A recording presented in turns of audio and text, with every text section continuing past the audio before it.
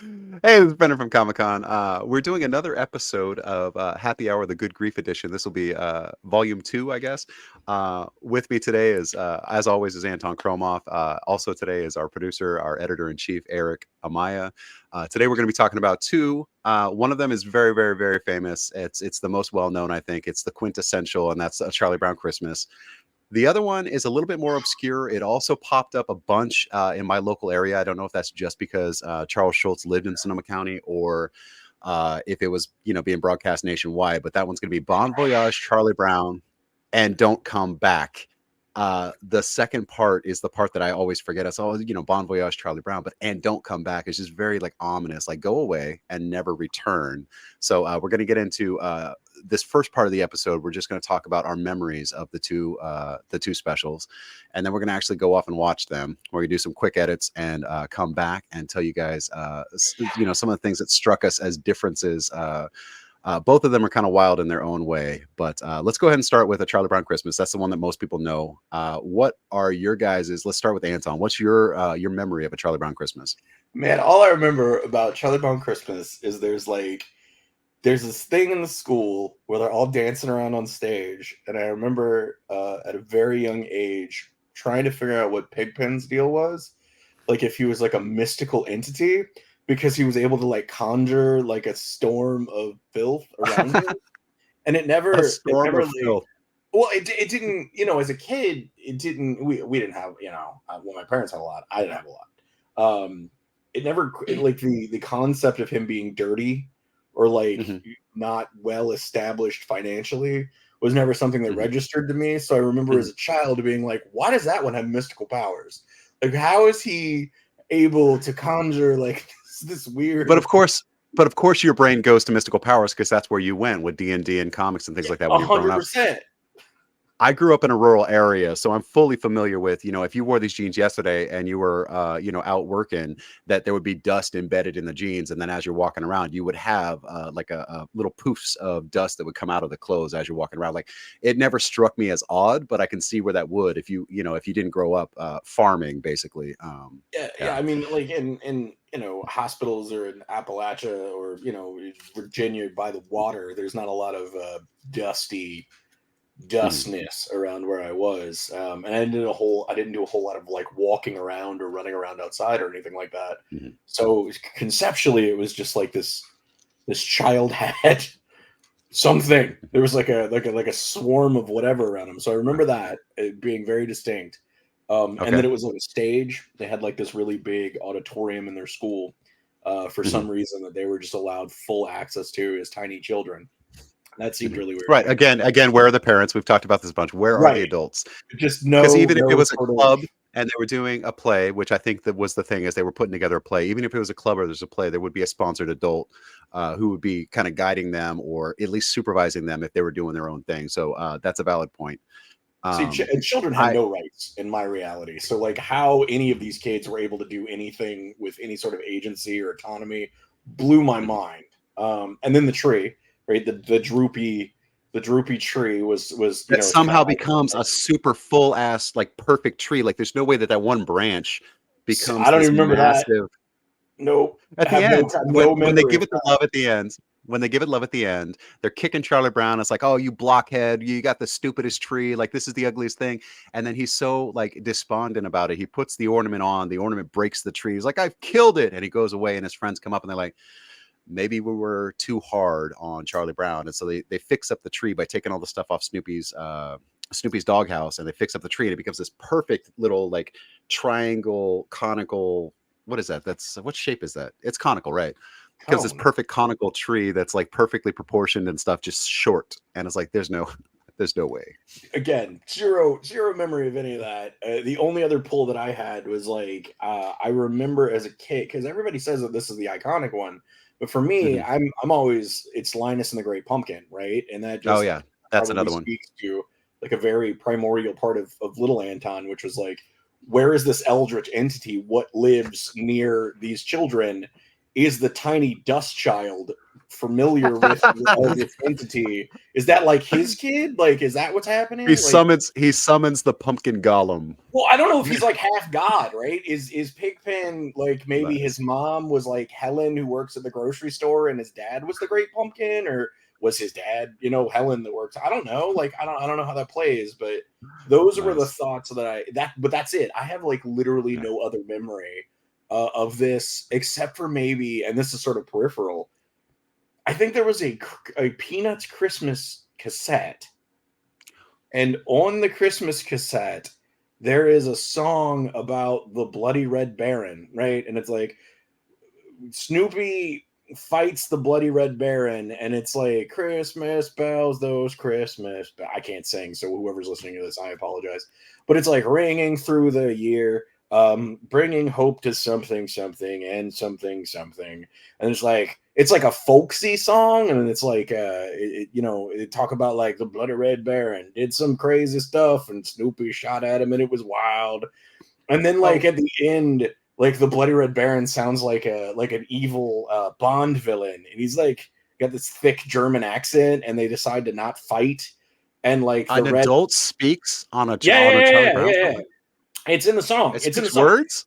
He says words. He's like Merry Christmas, my friends, and it's like very. It has like a Monster Mash. It is the Christmas armistice, Herr Snoopy. It sounds like that. Yeah, it's very. I want to. It's I awesome. want to point something out real quick because I think that might have come. So one of the things that I forgot about is on every one of these discs, because we play them for the different holidays and stuff. Every one of these discs, they have 2 movies. So when you were talking about, the appropriation with the headdresses and things like that, that didn't come from the actual Thanksgiving special. That came from the second Thanksgiving special. That was like, it's Plymouth Rock, Charlie Brown, or something like that, where they were playing.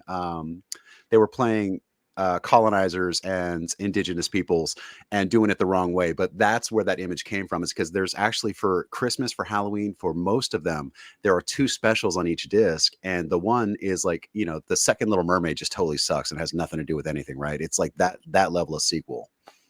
Well, so I think that Red Baron thing might come from the second Christmas one.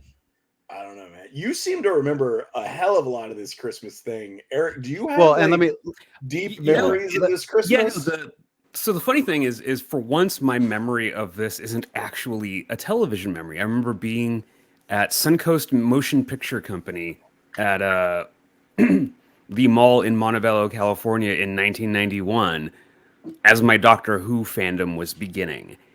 And they were just running it. And my abiding memory of the special is listening to Linus's sermon at Suncoast. We're going to talk about that. Yeah, because that is my abiding memory. Is just that, nothing else, just that sermon. So especially with this one, trying to figure out how I'm going to convince my mother to buy a Doctor Who tape. Listening to Linus's sermon at Suncoast sounds like a line from like a 90s top 100 song that played on like an alternative rock, right, channel. Like that feels like you could hear like Melissa Etheridge and like that Jagged Little Pill thing, and then like whatever song. Wait, Jagged Little Pill, that's Alanis. That's not Melissa. That right? No, well, I mean, I know they're 2 different people. But I couldn't remember Alanis Morissette's name. And then something that had the line of like, and I listened to Linus give a sermon in the sun. Like it just feels very like you could. No, that sounds. That would definitely be like a Fiona Apple lyric, right? That would fit so well. Yeah. All right, so I am not going to say a whole lot about A Charlie Brown Christmas because I do watch this multiple times during the year with my children. So the last time I watched it was not years ago; it was probably like 2 months ago. But one thing I'm going to point out, and this is something that I think is super cool because there is the connection. We're from Sonoma County. Charles Schulz lived there. The orange kid that does the whole iconic, back and forth dance thing where he's just kind of like doing the shuffle, but the whole dance is like his shoulder and his neck. That kid's name is 555-95472. He's got a sister 444 and a sister 333. His parents are named 111 and 222. And the zip code 95472 is Sebastopol, California, which is right next to Santa Rosa, where Charles Schulz lived. And the reason why their names are numbers is because Charles Schulz hated that zip codes were introduced because he felt that towns were losing their identities because now they're known as a number. And so he made a whole family. The dad was just like, nope, we don't need names now. Everything's a number. There's numbers everywhere. We're numbers. So it's 111, 222, 333, 444, and 555. And their last name is 95472. There's something that I don't think is common knowledge about the Charlie Brown Christmas. Wow. That's wild. Now I need a Charlie Brown versus Mr. Zip comic. That's yeah. I just feel like if we could use it, then right there is when it goes do do do do. The more you know, and it's just Brendan's face, because that's like I feel like that's nerd lore information that you need for your everyday life. Like that's going to help somebody win. All you lovely listeners at home, that's going to help somebody win like a trivia night. Like that's brilliant. I love that. Yeah. That'll help somebody win a VHS rental that they have to use in 2 hours. Right. It's a basketball. You got to call Schulz himself, right? That's awesome. Yeah. Nice. The other thing I want to mention. Tell you why the zip code program is wrong. Right. So the other thing that I want to mention about the Charlie Brown Christmas is you play that opening just few bars of Vince Guaraldi Trio, and people that is instant nostalgia. People get good feelings about it. They think of Christmas. They think of the special. This is one of the most iconic and instantly recognizable soundtracks of all time. What are you talking about? You don't know? Oh man, I wish we could play it right now. But is that the dude that fought the Ghostbusters from the painting? No. Vince Guaraldi is a jazz musician who plays piano, and the Vince Guaraldi Trio did the soundtrack for Charlie Brown Christmas. So that very iconic song that plays is this jazz trio, and they basically just they came up with the whole soundtrack. And I think parts of the film were actually written around the soundtrack because it was just such great music that they wanted to use all of it. I could be 100% wrong on that, but I think that was something I read a while back. But the soundtrack, instantly you hear those opening notes, and people just immediately think Peanuts. I'm gonna try it as soon as it pops up. I'm gonna also stop this cat from jumping on this box thing over here. Too late. It's already up on the box. Yeah, I see it. Need to get down there, pal. Come on, thank you. Yeah, is that the no? Because that's the Peanuts theme. Because the Peanuts theme is like dun dun dun dun dun dun. Like what is right? That is the line that I'm talking about. That is from the special. That's where it first. Right. That is very iconic. That part of it is called Linus and Lucy. No way, that's cool, man. Really? Yeah. Huh. Yeah. That bangs out of control. I love that you know this like weird like Schultzy stuff. That's badass. That's cool. I mean, the thing is, so seriously, like, show. It's good. Yeah. In town in Santa Rosa, one of the things that's really, really quaint about this town that I'm from is that they really embrace Charles Schulz. There is now a Charles Schulz museum next to the ice rink that he built because he's from Minnesota originally. He moved to Santa Rosa and he liked hockey. So he built an ice rink for kids to come and learn how to play hockey and learn how to ice skate and stuff like that. And he often would sit in an office that looked over the ice rink so that he could hear the kids playing and draw and write in that environment. Right next to that now is a Charles Schulz museum, and downtown there's all these statues. So they started with one character a year, and it started with like Charlie Brown, or it started with Snoopy, and then they would have local artists paint the sculpture any way they wanted, and then local businesses would bid to have that sculpture in front of their business for a year. And so these sculptures are all over town. There's Woodstock, there's Snoopy, there's Linus Van Pelt, there's Lucy Van Pelt, like all that stuff. So it's a very, very like Snoopy friendly community. So I mean, it's cool. So, all right, the second. As a fan of like super touristy shit, like I love tourist stuff. I love it. Like I would rather do a million random tourist things, like see the 3rd largest ball of twine or like the 15th largest Teflon pan. Like I will drive hours to do that kind of stuff. I love it. Like the concept of a town that's just very Schultzy and like embraces that kind of stuff. I would spend a day there and be excited and ecstatic. I would not be bored. We could spend a day just at that museum because there's so much stuff to do, and they have activities for the kids. But I think every one of Charles Schulz's strips is up on the wall somewhere, and there's these huge mosaics of Charles Schulz strips and stuff. It's a fascinating museum. I love it. That's fantastic. Yeah. All right, so second one, right? You were going to dive into the second one, and this is one of the ones that it is just absolutely bonkers. There's a foreign exchange program. But Charlie Brown doesn't get in on it, and I think like somehow he connects with somebody in France and ends up going anyway, even though he's not part of the official program. There's something about making wine, something about the kids getting forced to put antifreeze in wine. I know there's a bunch of that red. That's Bart Simpson. Is it? Yeah, Oh, it is The 100% Simpsons. The wine thing That's is a Bart Simpson Simpson. episode. But I'm there's mashing parallel themes. There's parallel. It's similar. I think the episode of The Simpsons that you're thinking about is very similar to what happens, because this is the one that I remember more than the Christmas one. Okay, Yeah, me too. strap in, because we're gonna see how much I remember when we come back. Well, I know. There's a lot of Red Baron stuff in this one. There's a lot because So this one has Snoopy an and evil. Woodstock go off and do There's their an own thing. evil baron. There's an evil baron who owns a freaking chateau.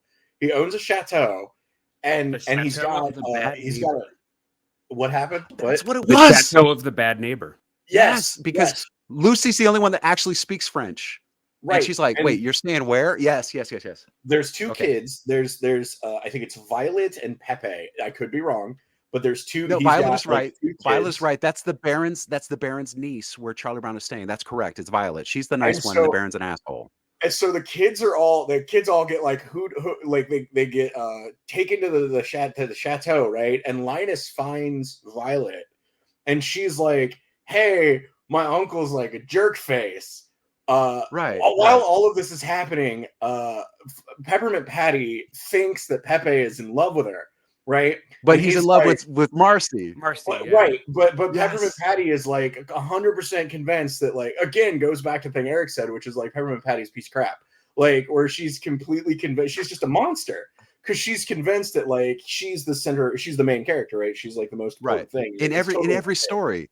She's completely deluded that she's the main character in every story. Correct. Yeah. And then at some point, and I don't remember exactly what the conceit is, but like at some point, Linus sets the whole place on fire. Like Linus sets the chateau on fire. There's this whole arson thing that goes down, because that's how they actually get rescued. Is like the fire department shows up, but it's like a French fire department, and it has to like rescue the kids and Snoopy and Woodstock. How do you say fire it's in like French? Really scary. It's not like a normal like, oh, it's I mean, not all fire's always scary, really. But it's like, you know, it's not just like, oh, it's a kid's fire, like let's get away. It's like legitimately like beams are falling, stuff is burning, like people are screaming. It's like terror fire. It's really, really unhinged. And I just remember that being like, man, this is awesome. Is Linus going to kill this dude? Because like, as a small child. Wait, why is it always Linus that comes to the rescue? It's always Linus that straightens things out. I don't know, man. He has the moral authority. We got to go back to Linus and the other special. Don't let me forget that before we stop this one. We got to go back to Linus and the Christmas song, because we didn't hit on that. There's also like because this, I remember pieces of this more after we watched the last episodes. Race for Your Life. Because Race for Your Life has we talked about a lot of military stuff that was in it. This has a bunch of army stuff in it. It's got like a ton of World War II stuff that goes down, because Charlie Brown's like granddad served in World War II, or Lucy's he was a barber. Oh, wait, there's a connection because his granddad was an army barber. Was that serving? And he was serving on the Western Front, and he cut somebody's hair, and that's how Charlie Brown got the invitation or something. You're bringing a bunch of stuff back, but it's still. I just knows about Charlie Brown is because the grandfather was there. Wow. I just want to mention one of my abiding memories is the whole Omaha Beach segment, because it's really trippy and weird. Like it's everything's the strangest way to honor the people who are on Omaha Beach. Right. And I remember I had not seen anything like this, because it does have a lot of like heady stuff in it. And I had not seen anything like this again until I watched like the Bocce Hobbit movies. And as a child, paralleled like the color schemes and like this sort of psychedelic stuff that was going on. Because I was little, like when I saw this for the first time. I was in like, I think like daycare maybe. Like I was like 4 or 5, like, because this came out. I think it's older than I am. I don't quote me, because again, I didn't look. I don't know. Bon Voyage came out in 1980. Okay, so yeah, it's definitely older than I am. So it was one of those, like, I remember seeing it as a very small child and it being like one of the first animated movie memories I have. And I think that's why the fire and like because I thought that the niece was a ghost, and I thought the whole deal was like Linus could talk to ghosts because he'd already talked to Great Pumpkin.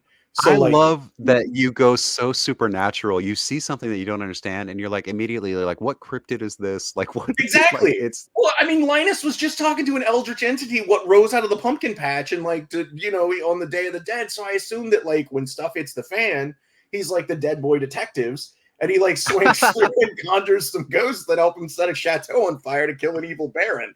Like, this is the little kid brain of mine trying to, you logicalize the stuff you don't understand. So, and I remember like firmly holding on to that because I maybe watched it again.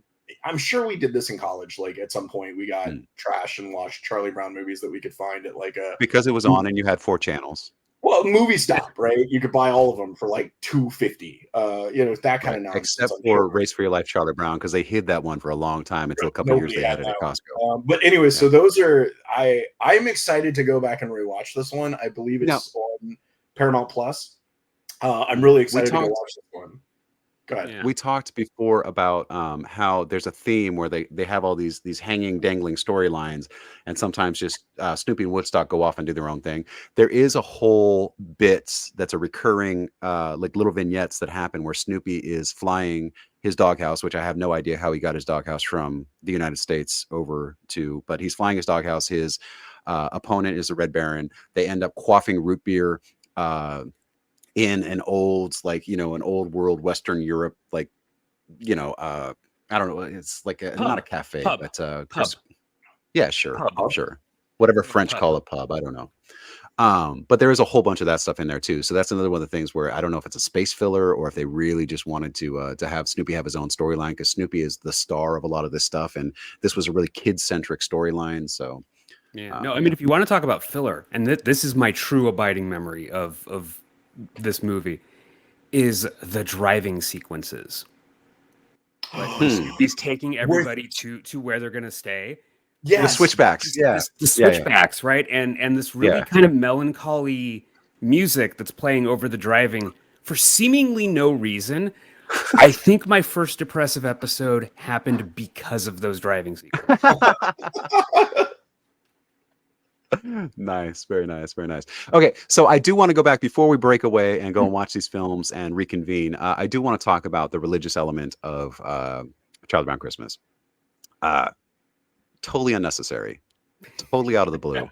They're already doing a nativity scene, right? Because they're talking about Snoopy's going to play all the animals, and he's, can you be a cow? Moo. Can you be a duck? Wah, wah, wah. He's doing all the animals. They're already doing a nativity scene. It's already implied. Everybody who knows. And I feel like that addition was just like, well, it's religious, but how can we make it more religious? I know. Let's quote straight from the book of, I think is it Luke? I think it's straight from the book of Luke and just go on for like it's like 6. And he's just standing there mid-stage. There's a spotlight on him, and all the other kids are just silent while he's reciting Bible verses that he's memorized. I don't get it. It was always like jarring to me. It breaks me out of it for a minute, and then it's over, and all of a sudden they just go back to story. They're like, oh yeah, let's just do the thing. Like it was way out of place for me. I don't know how you guys saw that. What's entertaining to me, right? Because I don't remember that, and I think it's really funny. And this is the second time this has come up, and I feel like this is going to be a recurring theme. So this just shows the kind of person I am. Your takeaway is, man, that religious stuff is super not necessary. Mine was, oh, that religious stuff's all hokum, but the giant eldritch pumpkin god, he was real and clearly important to the narrative of the universe. So, dear listeners, guess where I land? Like... No, I mean, based on that, Linus has direct communication with the baby Jesus. And all the other deities, the baby Jesus actually. But again, Linus is, I think, out of all the characters, he's the most complete character. They used to be like things where they're like, you can look at the Peanuts gang and find each member of your group and figure out who's who, because he represented kids' personalities so well. Everybody knows a just absolutely off the wall, like, God, everybody hates Peppermint Patty, member of their group, but they're part of your group. And so they always come along. But Linus is always the one, he's the fixer. And the more of these we're talking about, the more I'm remembering that Linus always comes in and saves the day. They were all demoralized because the play was falling apart, and their director, first of all, why did they even make Charlie Brown the director? Because nobody believed in him. Everybody thought he was going to like mess it up real bad. They made him the director anyway. So he takes off and he's all pissed off or depressed or whatever. And then Linus steps in and goes, hey guys, let's talk about what we're really doing here. And he gets to everybody's motivation for being in the play, redirects them, and then they go to Charlie Brown's house and they fix the tree. Like, he's always the one that steps in and sorts out all the broken pieces. Yeah. I like him. I like him a lot. He's got the whip too, right? Or the blanket that he can use as a multi-tool.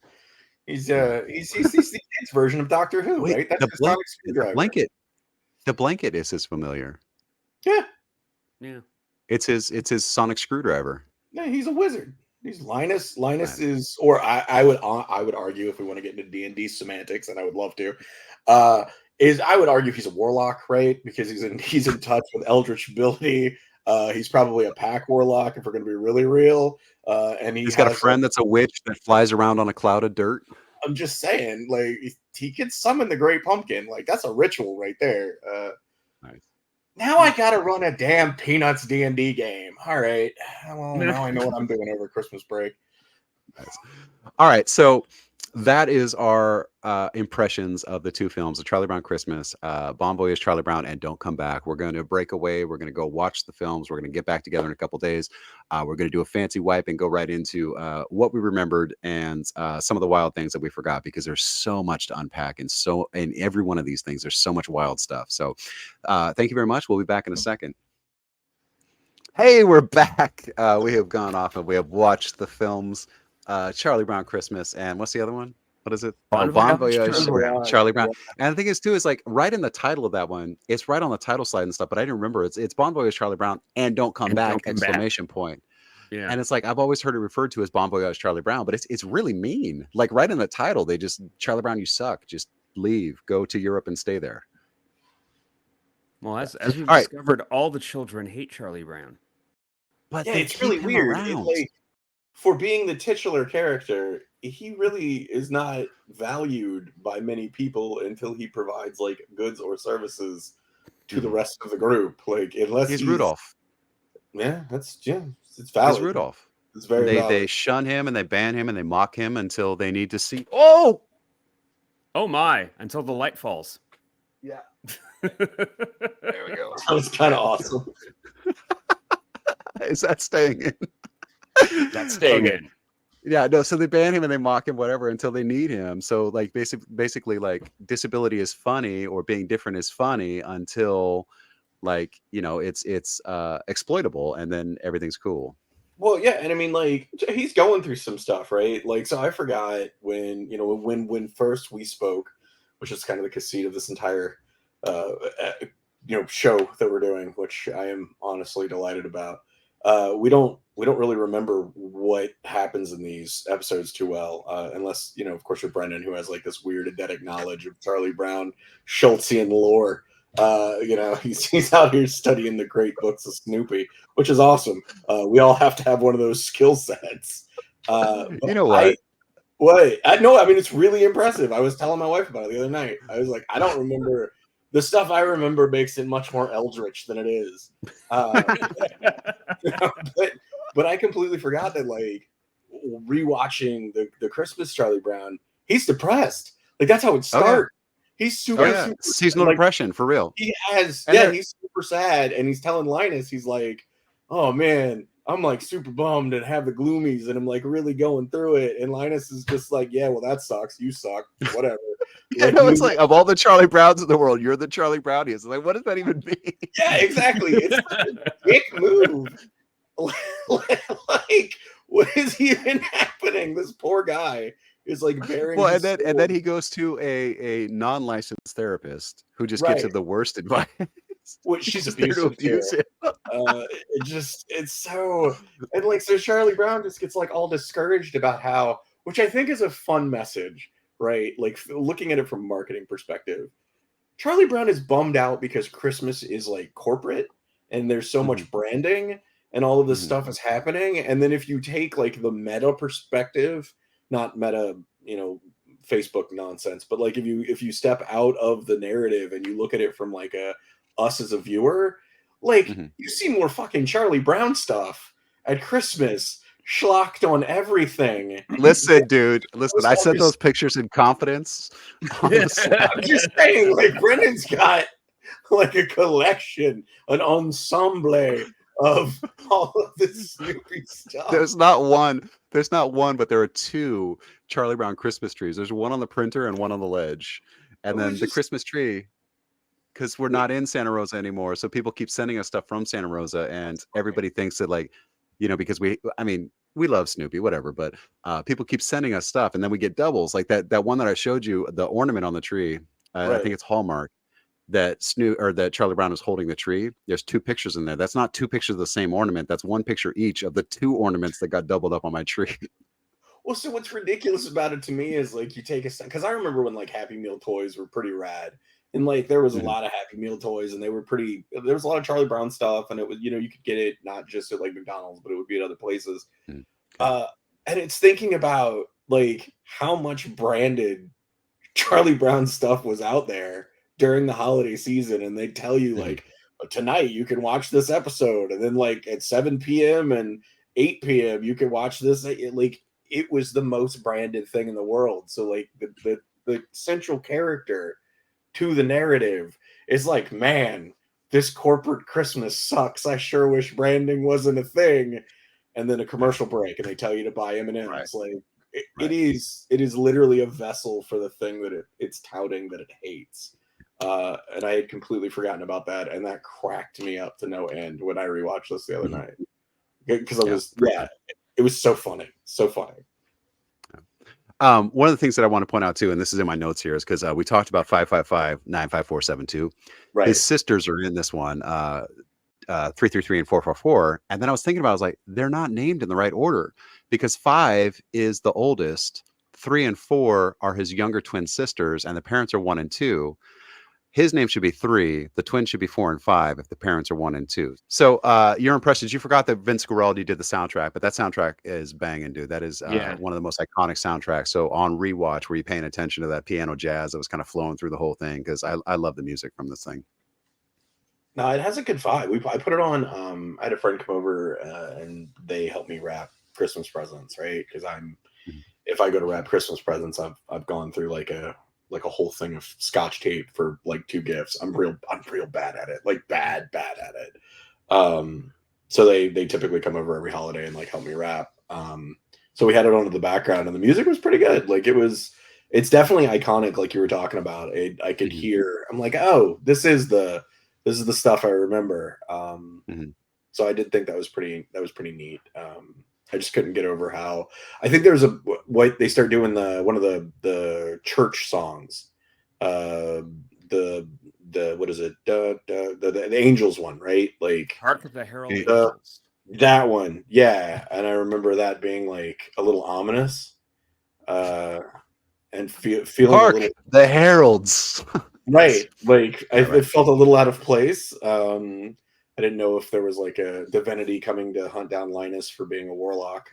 Well, and even though there is a general Christian theme to the story, because they're doing the nativity or whatever, like the monologue still sticks out, and that was from Luke. I said Luke in the pre-watch. It is from Luke, and it was Luke 2:8-14, and he just verbatim goes through the Authorized King James Version, and just goes through 6 verses of scripture, and it's like, I don't know that was entirely necessary. Like he could have just said, it's about family, it's about this, it's about getting together, it's about these things, it's not about the commercials and whatever. And the point would have gotten across. Because nativity is so, I mean, you see them everywhere. It's just kind of a thing now. But like to like really just pound it home with that whole like 30-second monologue was it was a little much. Yeah, it felt weirdly heavy-handed, even in something that kind of skirts the religious themes. So much so that I don't know it would get if it wasn't nostalgic. It feels so heavy-handed that even in this kind of turbulent time of religious idolatry and whatnots, I don't know that it would get TV play, because it's like so just tent preacher. And it's pretty there. Yeah. Which leads to this question. What is the big Eastern racket that's ruining Christmas? Oh yeah, good Because at question. some point, Charlie Brown makes this bizarre reference to the big Eastern racket that's ruining Christmas. When did this one come out? This would have What been year was Charlie Brown? 68? 89? 58? 65. We're 65. going to get the right answer here. I'm telling you, it's December 9th, 65. 1965. Okay, so let's see. What was going on in the Eastern Bloc in 65? Well, no, not Eastern Bloc. It's not the Warsaw Pact. I mean, my assumption is that it must be Macy's. Macy's must be the big Eastern racket he's referring. Yeah, well, it does feel like it's it. referring to. Right, it jabs at culture, which would have been the East Coast, so that could have been New York. So that could have been Macy's, right? I don't Um, know. In 1965, the Soviet bloc was showing signs of disintegration. Yugoslavia, Albania, and Czechoslovakia all rebelled against Russian rule. The Soviet Union. yeah, but they would have had to have started making this in like what, 63, 64? Oh yeah, no There's animation. no way. Animation took There's no way this took ridiculously 2 long back years. then. Yeah. There's no way. But There's no way this took 2 oh, years. you know what though? Actually, yeah, no. So one of the points that before we started, we were talking about off-brand Snoopy because there's a lot of points in this where Snoopy doesn't really look like Snoopy. So I do think that some of the animation was kind of rushed because that opening sequence is like Mhm. that is not Snoopy. Like I took a screenshot of it. I was like, you tell me where in this picture you see Snoopy because I don't.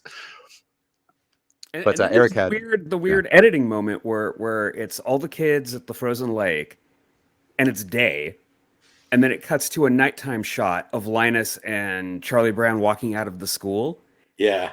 and then it's day again when they get to the pond. So it's clearly they use that shot from later in the special to cover something, right? Mhm. Which kind of speaks to the laziness, or not laziness, but kind of the rushed aspect Well, Mhm. that I think is on display throughout. I think that the final watch of it, when I was looking at because of course I'm gonna go to Wikipedia and like look at stuff. The I think they viewed the whole thing in its entirety in the theater, like as like a preview before it went to air, like the day before. So yeah, Wow. I feel like it was one of those things where like they're like, oh yeah, this is great. It's gonna run. The dude said something like it's gonna run for 100 years. Like that was like a big thing. I Um, honestly believe it's going to run for about 100 years. oh Whatever yeah, he said. without a doubt. I mean, it's iconic. It's like it's like a Christmas, the Ralphie, a Christmas story. Mhm. It kind of vibes like that. Until you had said something about there being like multiple versions of, because there's the next one's like it's another Christmas Charlie Brown. Like Mhm. I think that's what the next one's called. Well, yeah, Uh, and that's the thing is they did like on the disc sets. What they did is like so I've got the holiday disc set. So there's the Halloween one. It's the Great Pumpkin Charlie Brown is on there, but then there's some other thing on there. It's like All Hallows Eve Charlie Brown. It's like what the hell is this? And Blood it's sacrifice. it's the B-sides of the specials that they like, we can't release a DVD with a 45-minute movie on it. We've got to make at least 90 minutes of content. Let's throw some stuff together. All right. So Eric, what you haven't said a whole lot about this. What are your lasting impressions after having watched it? Like, what did you get wrong? What did I get wrong? God, I don't know if I got anything wrong because my memory of this thing is so slight. Like I said, the only thing I have is the sermon, and the Mhm. sermon is there, which, as we discussed, it gets more heavy-handed as the years go by, Mhm. Yeah, because which you were trying to is convince strange. I was trying to relay this story to a friend. You were trying to convince your mom to buy like a Doctor Who VHS or something, right? Yeah. I was Yeah. trying to convince her to buy a Doctor Who VHS while the sermon is going on in the background. Like I am absolutely caught up in consumerist Christmas. It is not about the Nice. spirit of brotherhood or friendship, or as I like to call I it, don't know, man. I feel devotion. like that's just a scene on one of those, sitcom, Fresh Off the Boat or the Goldbergs, like one of those very, nostalgia centric shows that just Mhm. feels like such a perfectly written scene, like an encapsulated moment in time. I'm in the mall. Linus is in the background ranting through his speech from the Bible on Christmas Right, Charlie right. Brown, and I'm just trying to get mom to buy me another VHS tape to And I'm watch some just, more. and I'm just angling for some Doctor Who. Exactly, Yeah, Nice, exactly. nice. But sort of the thing that struck me watching it again is how much better this flows than the Thanksgiving one that we watched. Mhm. Mhm. It's Like, still like for very as for as disjointed. for as rushed and rough as it feels, it's also like Mhm. it doesn't feel like the pieces are as scattered as they are in Mhm. the Thanksgiving one, where Yeah. all that time is lost to Snoopy making the dinner. Like Mhm. that feels isolated and by itself, or when he does the thing with the chair, where it feels like every piece of this sort of contributes to what happens Mhm. next. Right, because the side piece in this one is the decorating of Snoopy's doghouse, and then the consequent winning of the prize money or whatever. Yeah. But it's integral to the story. It's like it's what made Charlie. It triggered his seasonal affective disorder or whatever in the Mhm. beginning of the. Yeah, yeah. And then that the lights end up being used on the tree anyway, like that. And Right. let me Like it all feels like it's coming from the same place as opposed to, well, I had this idea for a strip and I'm going to use it in this special. yeah. Yeah. Well, and the tree at the end too, like remember what I was saying is like there's no way that little stick became a full ass tree. Yeah. But that's a scene where they take everything off of Snoopy's doghouse and put it all together. Yeah, but they swapped out a stunt tree. That's not the same tree. Right, exactly. Also, I'm pretty sure this is the origin of why Schroeder doesn't like Lucy. Oh, I'm pretty sure it's here that because she doesn't appreciate Beethoven, he's like, well, what's your problem? That's a running joke though in the strips. So even prior to this, it's a running gag. Yeah, he keeps a bust of Beethoven on his piano, and she keeps moving the bust and talking shit about. Oh yeah, we swear on this. Talking shit Yeah. about Beethoven. You know what's so great about Beethoven? He da da da da da da, and then he'll pull the piano out from under her head in the strip over and over and over again. That's a running gag. Okay. Yeah, cool. 'Cause, yeah, All right, I don't think I've ever seen it like just this acutely. Oh, this is what rubbed Schroeder the wrong way is this specific thing. Well, It's the thing he it's cares about boundaries. most in the So world. normally you see this with the genders reversed, but it's Mm-hmm. boundaries where the aggressor is pursuing their target over and over again, who has no interest in them, but the person is so stuck on like this is the person for me that they completely ignore who the person is, what they like, what they don't like, what their interests are, what their talents are, anything like that. They see them as an object, and she's going to bust through every one of his defenses until she gets a hold of that. And you see that theme over and over. You see it in real life with people. It's just like, dude, they're not interested. Leave them alone. Like, and then if those people ever did end up, going out on a date or something, they got nothing to talk about, nothing at Yeah. all. So it's Yeah. Also, since I guess I'm in charge of Peppermint Patty watch, this predates her. Yeah. Like not by a lot, but this predates her to the point where I'd always wondered who the girl with the sort of tartan patterned oh yeah, bow was. yeah. Turns out her name's also Patty. Interesting. So they just exchanged her for a much worse model. Basically, although they're both based on a friend of his whose name was Patty. Oh. So that's really bizarre, but that's also why the girl with the tartan pattern bow just kind of disappears into the background once Peppermint Patty appears and rides roughshod over everyone. Yeah, she's a monster. She's a horrible, horrible human being. And I don't even attribute all the people that are horrible to Charlie Brown in this special, Peppermint Patty's still worse than all of them. Oh yeah, without a doubt. And I don't even attribute her horribleness to anything supernatural or eldish or anything like that. I legitimately just think it's like, and the real monster was man. Like I feel like Peppermint Patty is that Vietnam flashback, middle distance shell shock kind of vibe. Yeah. That's Peppermint Patty. She's just a monster. And then before her, it was the off-brand Lucy in the green dress. Because she's just straight up, I hate you, Charlie Brown. You're the worst. You're going to ruin this. Like off-brand Lucy was just also incredibly pretty awful. monstrous. Nice. Cool. It is kind of crazy that they just picked on that poor boy so damn much. So I think of all the specials, the Charlie Brown Christmas stands up the best. It does have a coherent story from beginning to end. There are plot points that make a lot of sense. They don't leave a lot of dangling plot points in this one. There's a couple, but it's not so bad. And the one thing that really just sticks out is that speech is like, well, let me tell you, and here's a spotlight, and all of a sudden, this is the whole point of everything.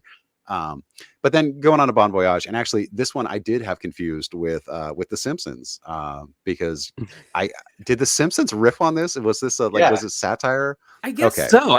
It's never occurred to me that episode might be a direct relation, because there were enough because common threads. Yeah, but also Phil Roman was a co-director on Bon Voyage, Charlie Brown. And I believe at the time, Film Roman, his production company, was producing animation for The Simpsons, like that season.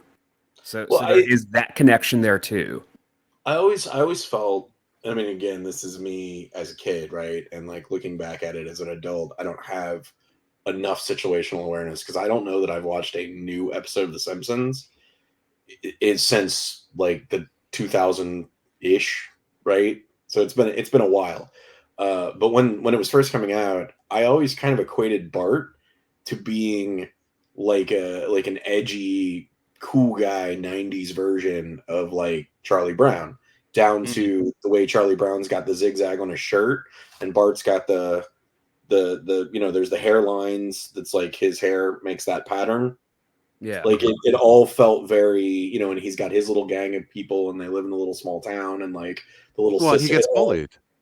Yeah. Bart is not the coolest kid. He gets beat up all the time. Right. But Charlie Brown takes it to heart, right? So Charlie Brown like mopes about it, where Bart thinks he's El Barto, the coolest one that exists. Like, so it's just a different vibe. But I remember reading like the newspaper comics in the mornings and reading newspaper comics on Sunday and like being very aware of who the Charlie Brown gang was and comparing that to like an older version of what the Simpsons were. Just a different kind of slice of life story of these animated characters. So in that respect, I think there's probably a lot of those older episodes that do play off of like themes from Peanuts. Like that's definitely a thing. I will say that Bon Voyage, Charlie Brown, and Don't Come Back may be my favorite of all of the Charlie Brown ones. Is it now? Oh, dude, it's so good. I didn't remember it being as good as it was. I enjoyed it. I thoroughly enjoyed watching it. It cracked me up. It's pretty strong.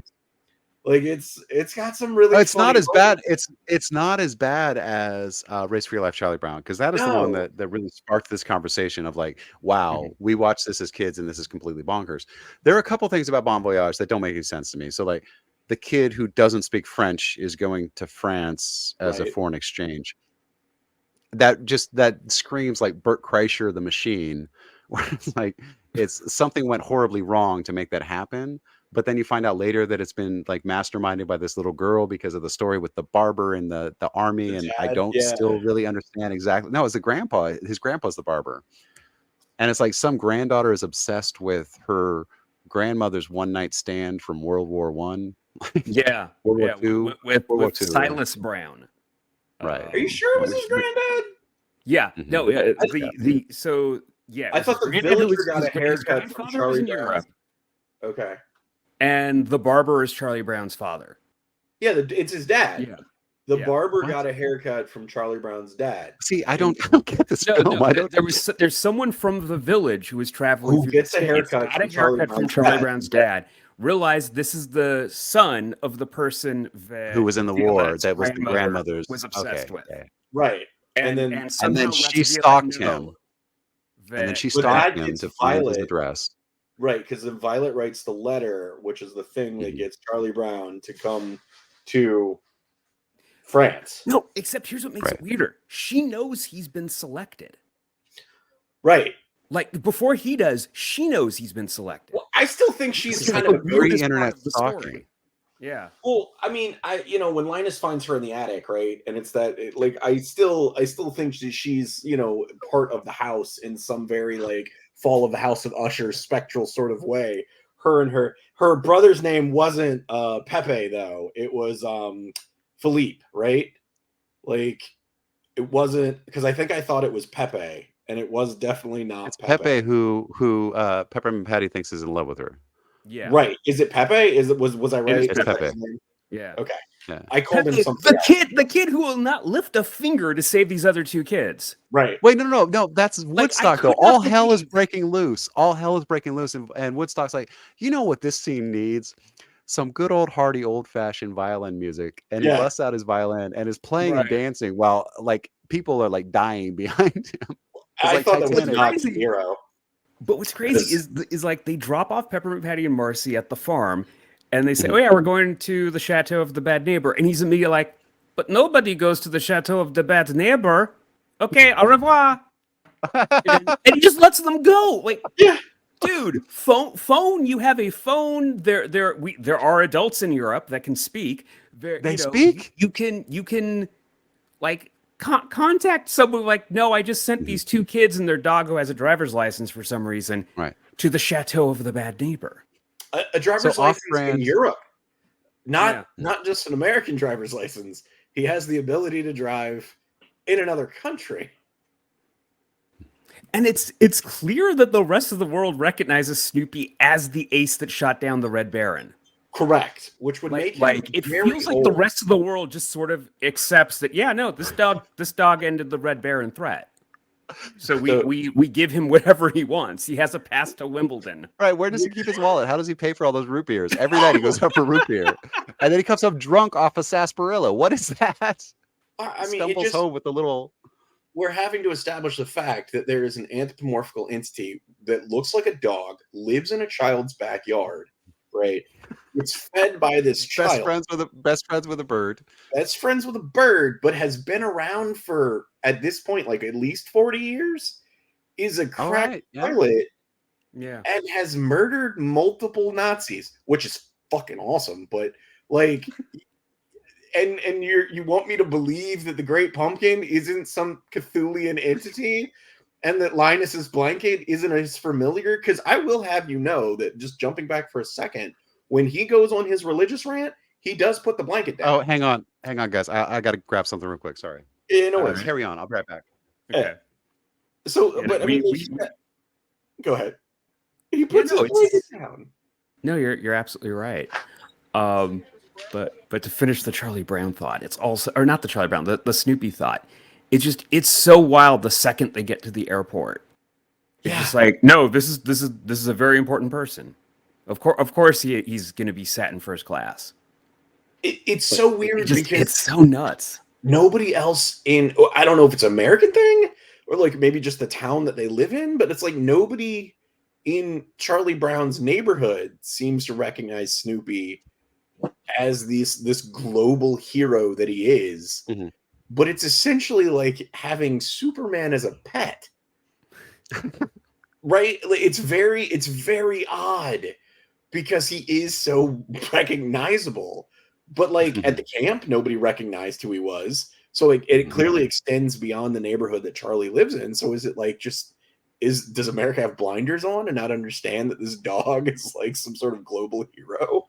Like, what has happened? Or did Snoopy commit such an atrocity on American soil that he's no longer viewed as a grand hero, but he's allowed to exist because of the good he's done for the world?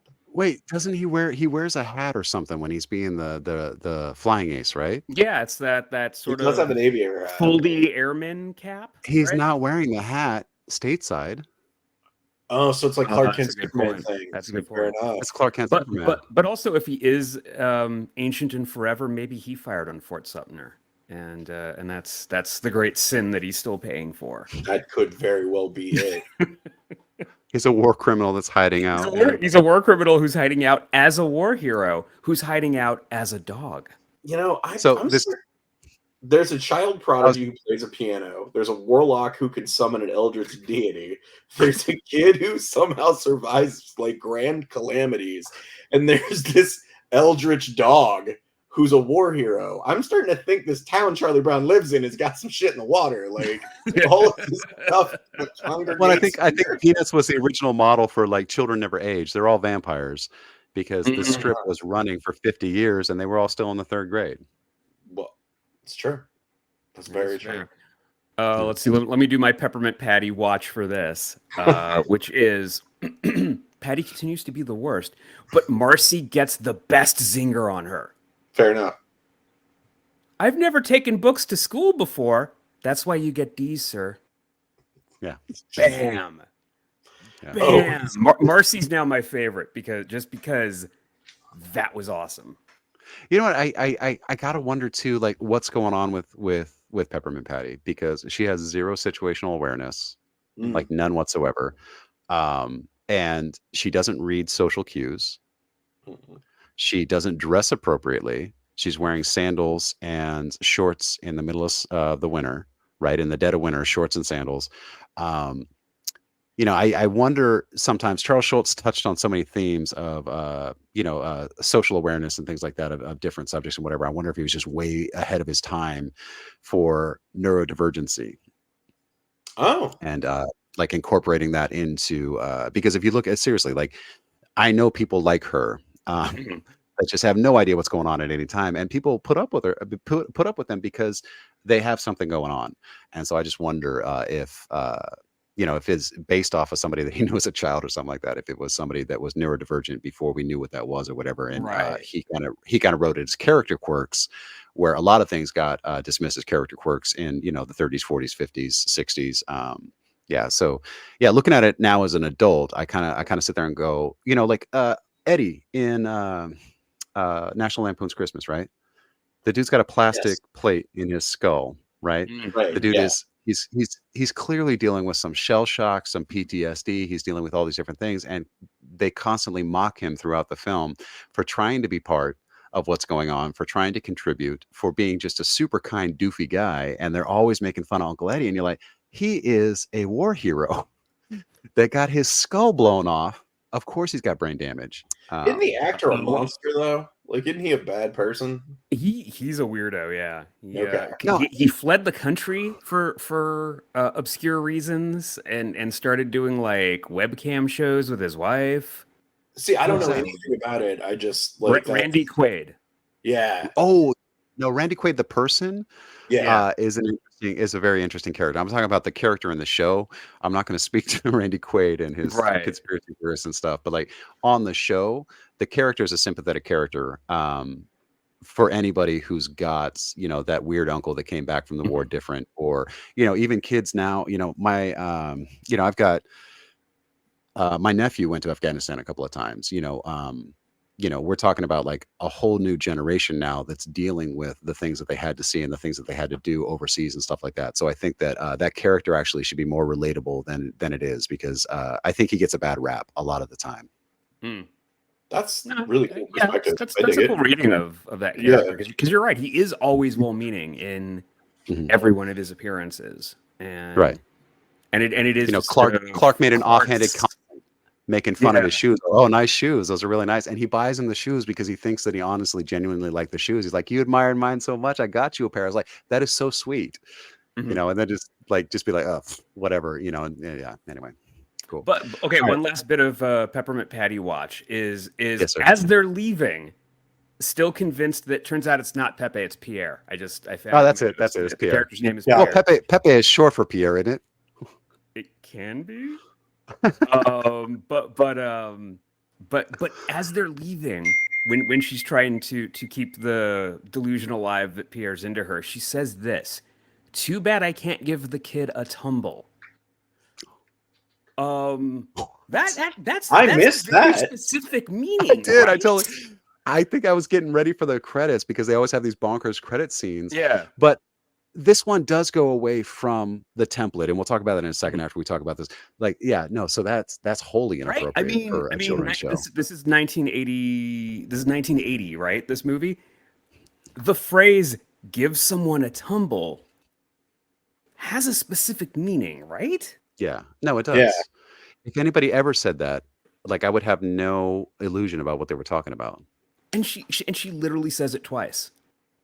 1980, right? This one came out in 80. Yeah, she literally says, "Too bad I can't give the kid a tumble" twice, which is like, what are we? Well, and again, with the social awkwardness, though, like, I know some people who have some things going on neurodivergently, whatever, that, like, if the joke doesn't land, they assume you didn't hear it, and they repeat it right until it lands, until you give them some kind of response. That is a trait. So I'm going to stick with my theory on that one.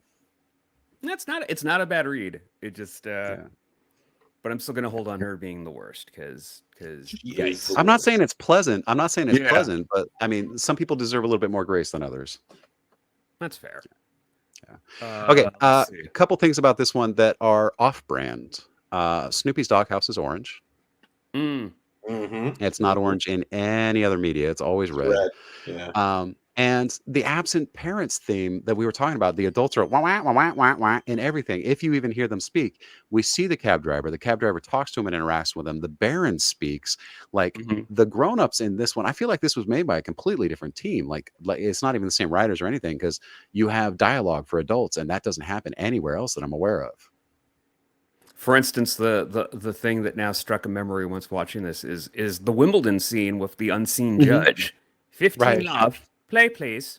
Like play please was a refrain in like my backyard growing up because of this movie. Nice. Yeah, and I had forgotten it until I heard 15 love, play please. Like, oh crap, right. This was And part the of thing is that. too, this came out, so this is not going to be a timeless piece. This is not going to be one that stands the test of time because like Snoopy goes 100% like full John McEnroe, and it's like Yeah, yeah. who younger than me remembers John McEnroe breaking tennis rackets and throwing them at judges and stuff like that's such an obscure reference. What's weird though, because I don't, right? I don't know sports. I don't know who John McEnroe is. But I Very do. famously would like break his racket and stab people with it. He was the worst sport anytime any call He went would the wrong argue with way. the judge all the time. I What's believe what's his catchphrase was "That's all bullshit," and then what, he'd destroy his racket in defiance of the judge. Like it what's was. wild to me is the destruction of the tennis racket, right? Like either punching your fist through it or breaking it over your knee and then stabbing somebody with the handle part, like that caricature of doing that. I remember being a thing in like Animaniacs and Tiny Toons and a lot of those cartoons, and I feel like that was an homage to this, which would have then been an homage to this John McEnroe guy that you guys are talking about. So it's interesting how that cultural narrative sort of gets passed down from medium to Yeah. medium to medium. Because I mean, it was kind of a thing happening with a lot of pro tennis players after McEnroe, right? Kind of like how there was that run in soccer where if a person got fouled, they would sort of play that their leg got broken or something. There'd be that whole production, right? And I think that's calmed down in recent years, but I feel like back in the 80s, the version of that was tennis players being demonstrably defiant of the Well, and judge John and causing McEnroe, destruction along the way. John McEnroe, I think, is the first that I remember Mhm. where a sports figure or something like that broke the fourth wall, broke character, addressed the crowd. He'd go over and start shouting into the cameras about what the right, like we're gonna do something from home. But I think that like, a lot of the stuff that you see with the sports players and stuff like that interacting with the crowd, interacting with the umpires and stuff like that. I don't remember a lot of that before John McEnroe, and then it influences like WWF and stuff. Now is doing a bunch of stuff that like that you see from back then, and like you said, from media to media, people don't remember where it originated from, but they saw a caricature of it, and then they made a caricature of the character, and then they made a caricature of the character of the character, and now we're seeing all these different things in media. But McEnroe is still doing commercials and stuff. He just did one for, I don't even remember what the product was, but I was like, God, that guy's still alive. But he did the whole anger bit with, on the tennis court to do a commercial recently. This was in the last like 6 months. But to go back to adults speaking, like the entire sequence with the cabbie, where it's not just this disembodied adult voice. It's Right. literally here's a character with their dialogue being synced up to animation, who is clearly an adult talking to anthropomorphized dog war hero guy. Right. It's so bizarre to see that rule being broken.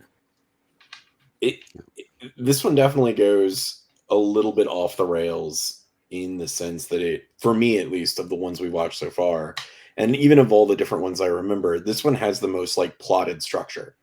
Like this feels like this one's like 70 minutes, 75 minutes, somewhere in there. And it feels like it's a movie that's intended to be a movie. The rest of them feel like they're intended to be played as sort of like a background sound with commercials and all that stuff in it. This feels like, or like it's a bunch of disjointed strips that are cobbled together. Right. Yeah. This feels like one sort of plot from beginning to end.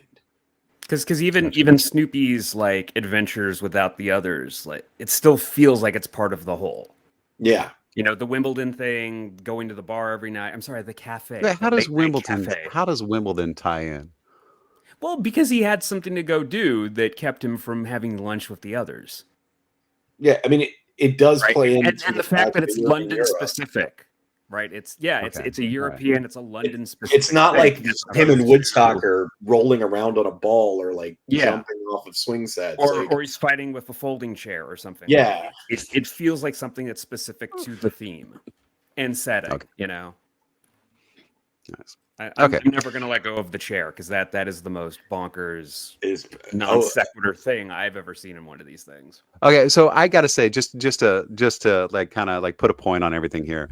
The Christmas special is a Christmas special. Nothing surprised me about that. We watch it every year, multiple times. That is my favorite. I think that's a lot of people's favorites. There are some weird things about it, but we just kind of accept it under, through that lens of nostalgia, whatever. I was a little disappointed because Bon Voyage is a little off the wall, but it's not nearly as off the wall as some of the ones that I remember. And I'm looking forward to grabbing some of these other ones that are just super like, what in the actual hell is happening here?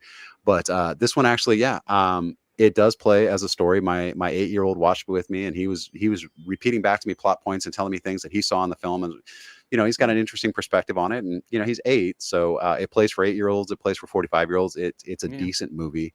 There are a couple little funny things about it, but without the context of the other films, it's not as bonkers as you would have thought, because some of the other stuff goes so far off. So and it's not as depressing as I thought it was. There was no antifreeze at all in this film. Right, my enduring memory of this movie is that it's depressing, and it's not really, because everything works out. The Baron learns his lesson. I remember the car gets to tell her story to Charlie Brown, and like at some point we got to do the A side. Everyone except Patty gets what they want. At some point we got to do the A side and the B side of one of the holiday specials. So we got to do like the Halloween, It's a Great Pumpkin, and then the B side, it's also Halloween again. Yeah, Anton was about to say, but actually, oh no, yeah, go ahead, Anton, because I have one. No, I speaking to that point, I remember those car rides, like the taxi ride and everything to get to the chateau, being really long and melancholy, and it didn't feel as like gloomy as my remembrances of it were. Like it seemed also known as memories. No. Remembrances is that's what they are. But speaking of remembrances, in the pre-watch segment, I mentioned this vivid memory of Omaha Beach, right? At the kids going to Omaha Beach, and it being this really trippy sequence of like a reenactment or something. Turns out they made another special that's set immediately after the movie. It's called What Have We Learned, Charlie Brown? What Have We Learned, Charlie Brown, yeah. And that's where the Omaha Beach thing comes. Because I remembered it too when you brought it up. I was like, oh yeah, that's definitely got to be part of this. Yeah. The heady, like very psychedelic kind of. Yeah. Crazy. Dude, this is nuts. It's a 9-minute segment, a 9-minute sequence. And just looking at the preview, I'm having a seat. Like, that is, wow. I'm wondering if they tacked that in on the TV version. Like when they would air it. It's possible. Because now that I think about it, it's possible that the TV version had that slotted in at the end, because it turns out that Bon Voyage Charlie Brown was constructed in such a way that it ends with them still in Europe, just in case Schulz wanted to do more story with them in Europe, and the subsequent special is sort of him paying off that idea. So it's entirely possible that they stitched it in for some airings. No, you're right. Hang on. So the special directly follows the events of the 1980 theatrical feature Bon Voyage, Charlie Brown, and Don't Come Back. The film was purposely open-ended in case there could be other adventures among the characters prior to returning home. Then Charles Schulz had a heart attack. So Charles Schulz was recovering from open heart surgery in 1981. While he was recuperating, he was able to finalize the concept with a common line that would tie everything together, called What Have We Learned, Charlie Brown? So these may very well have run back to back, and that's why we have memories of it. We only watched the one. We didn't watch the tie-in that comes after it, because just like every Karate Kid movie, it ends, and then the next one picks up in the parking lot right where they ended the first one, right? So yeah, that actually 100%, that's something that I did not know, and the rest of the film is right here. It's a segment called What Have We Learned, Charlie Brown, and it was intentionally meant to be shoehorned into the end of Bon Voyage, Charlie Brown. There's a new thing. Now there's a thing that you know now. Exactly. Congratulations. And I mean, that memory is so strong because I think that was like my first exposure to any World War II stuff whatsoever, to the point of being utterly confused by the notion of what Omaha Beach is. Right. That somehow 5-6 years old, I knew where Omaha was. I'm like, well, how is there a beach? And how is it in Europe? Like I don't. And then Mutual of Omaha was running commercials during these specials. Right. So now you've got Omaha Beach, you've got Omaha, Nebraska, and Mutual of Omaha showing you animals across the Serengeti. That oh man, there's an episode of Mutual Omaha. People listening at home, here's a little tidbit for you. you can find this. This is literally one of Anton's favorite things of all time ever. There's an episode of Mutual of Omaha. There are dudes. The entire premise of this, right? They spend like 20 minutes talking about this. There are dudes who have been studying this river in Africa, right? They've been studying this river in Africa for years. They're Americans. Years they've spent studying this river in Africa. And they're finally going to go to this river in Africa that they've been studying for years. Yes, I'm repeating this a lot. They get there and realize they've traveled there during the dry season. So these dudes and their guide that they met to help walking around in mud. They walk down this river in Africa with a freaking like boat full of supplies, and that's their trek. Oh. And at some point in this episode, these dudes come across a bunch of European hunters who are there to hunt jaguars or some large cat that lives in a tree. And there's all this tall grass, like the raptors' tall grass from Jurassic Park. And I swear to God, they release hunting beagles into the tall grass towards these trees. And the Mutual of Omaha cameramen and these dudes with their canoe are standing back. And you just see the grass doing its thing. And then you hear a yelp. And then the beagles come running the hell out. And that's it. You don't see any more about the beagles or these dudes. And that memory sticks with me in the best possible way. Because it was on like a public access channel. It's phenomenal. It is the best. It's the absolute best.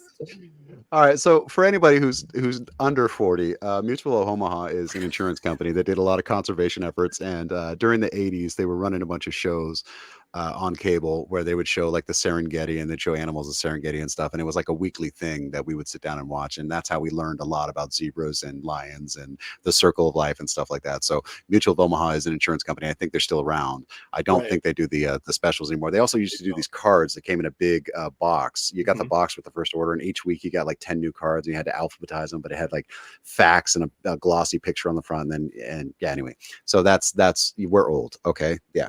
So anyway, that's a good note to end on. We're old. We're old. Yes, that was Happy Hour, the Good Grief Edition, Volume 2. We're gonna look for some more bonkers Charlie Brown specials, and hopefully we'll do this again because I'm having fun. You guys having fun? Yeah, absolutely. So thank you very much. I'm Brendan Allen. That's Anton Kromoff, and producer and editor in chief down there is Erik Amaya. We'll see you next time. Thanks.